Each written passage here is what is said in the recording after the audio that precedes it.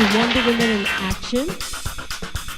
And tonight we're going to be having a very important conversation about justice seekers.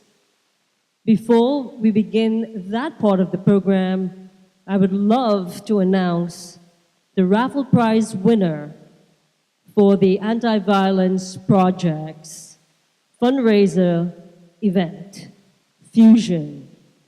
And I want to encourage everyone here tonight to invite 2 people to come out of Fusion for a really great cause. Okay, the winner tonight of 2 tickets to Fusion is no other than Uri. Come up here. Uri is with New York University, and she's a student at New York University and an amazing healthcare person. The second part of the evening is a part of the evening where I call up 2 members of the audience in audience member spotlight. Okay? So, the first person in the audience tonight that I'd like them to come up here, you can talk about what you're doing in your life, what Wonder Woman means to you, but please talk from your heart. Could Crystal come up here? I'm a single mother, and women play a pivotal role in my life. I was sort of abandoned by my parents, and my aunt, who raised me, my mother's sister, she took me, and she couldn't have children of her own. So she took in me and my brother, and she's a physician, and she is also a part of Wonder Woman in the background, believe it or not.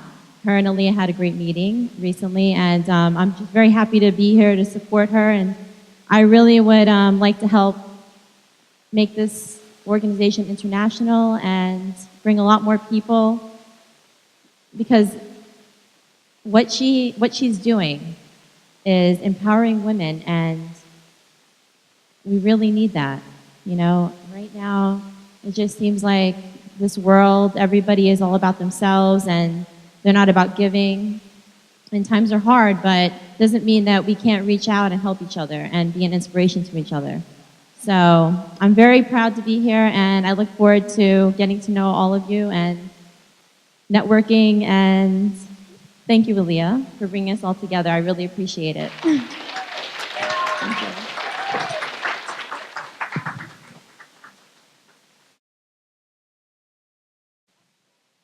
Is there a Nelsia in the house?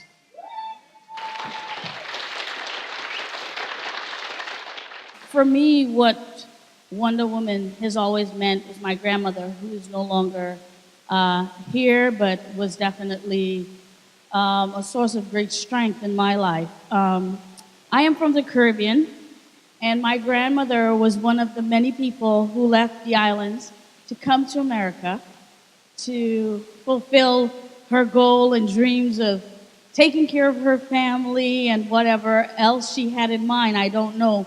But she came here in a time when it wasn't popular to be black in America. However, it was confusing. She was one of those hodgepodge of people that you just didn't know what she was, and people assumed she was white.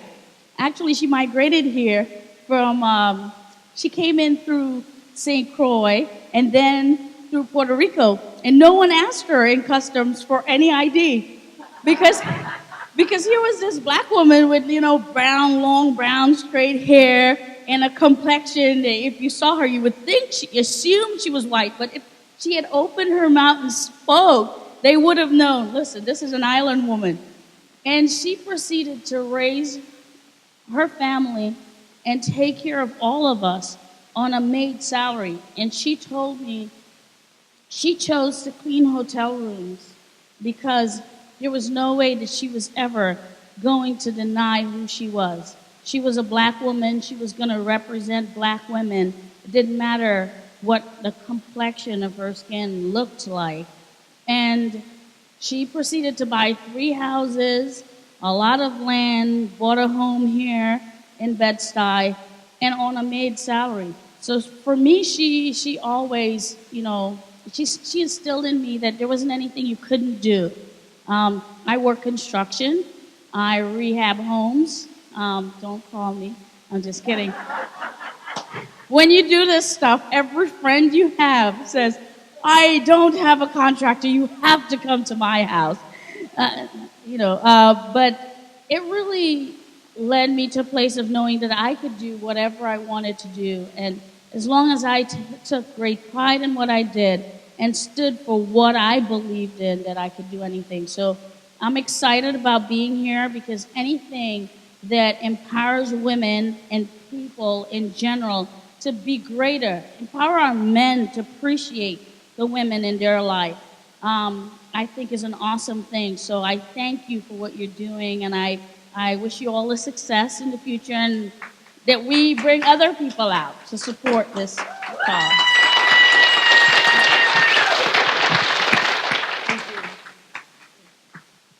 Okay, Sharon.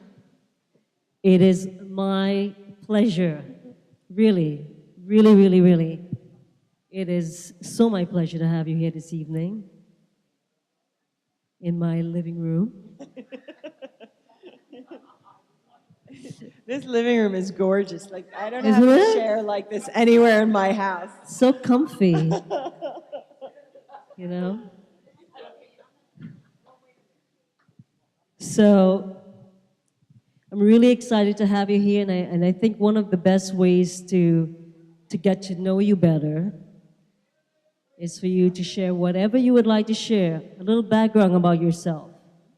Well, thanks for having me here. This is a tiny bit intimidating because I can't really see any of you. And now I'm going to tell you stuff about me personally, which is really weird. But thank you very much for inviting me, Aliya, and thanks all of you for being interested in what we're about to talk about, and hopefully what we're all about to talk about together. But just so, in terms of background, I mean, right now I'm the executive director of the New York City Anti-Violence Project, which is an organization that works with lesbian, gay, bisexual, transgender, queer, and HIV-affected survivors of hate violence, sexual violence, intimate partner violence, HIV-related violence, institutional violence, and police violence. And we're actually the largest organization in the country. We run a national coalition. It's quite a big job, as Andrea, who's here from AVP, will tell you. And I think I have no idea how I got here, actually. Like, if you ask me to sort of trace the steps, I grew up in I feel like now I'm shouting, a relatively poor family, but certainly an uneducated family. My parents didn't, one of my parents didn't graduate from high school, one of my parents did, but that was it. But education was then very prized in my family because we didn't have it. So when I was growing up, my mom told me that I could either get married or go to college. And I was pretty sure by about 13 that I wasn't getting married. So I was like, I'm going to go to college. And from there, I think I really relied on my mentors, but I didn't know enough even to call them mentors at the time. They were just like smart people who would tell me things, and I thought they had done a pretty good job in what they were doing, and I thought, oh, well, if that's their advice, I should do that. And I sort of describe my career as falling into a series of opportunities that I don't feel responsible for. Like, I don't feel like I created those opportunities. I feel like somebody said, well, now you're done with college, like you should go to law school. And I was like, well, I don't know any lawyers, and I don't know anybody in my family who's gone to law school.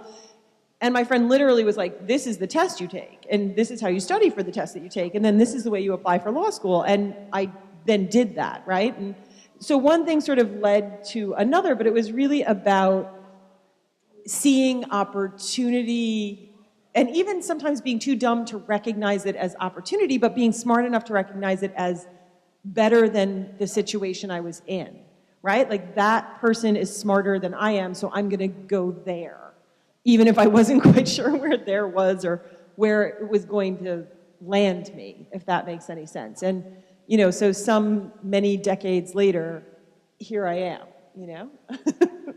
So Here you are. here I am on a throne in front of people with lights shining on me. So Sharon, what does a typical day is like for you, I should say?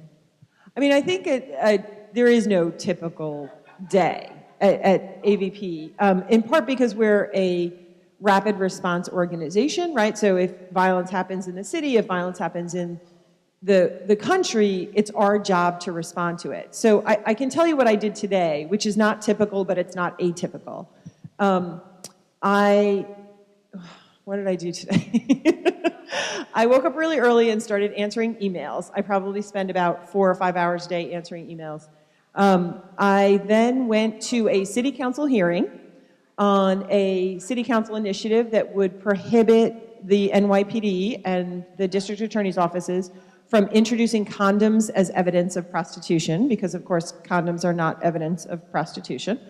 So I testified there, and then I went to One Police Plaza to talk to the head of their public information department because they had issued a statement around some police violence that had happened in Bed-Stuy the week before that I thought was really misleading, and I was really upset about it and wanted to talk to the commissioner in charge of it, and so sort of got him to agree that it was bad and that he wouldn't do it again. and you know, set a few guidelines, a few rules, which we'll see whether he pays attention to it. And then went to, I'm a lawyer by training. I'm not practicing now, but I went to a legal education training that I moderated for an hour and a half for Pride Month for Family Court. And then I went to the Human Resources Administration, HRA, and signed a contract that we are entering into with them. And then I went back to my office and triaged. I took phone calls and dealt with problems. And then I had a series of meetings, including a meeting with the board. And then I came here. And I'll go home and probably answer 2 or 3 more hours of email. And then I'll go to bed and wake up tomorrow and do it all again. What an easy life. I mean, like, what are you doing all day?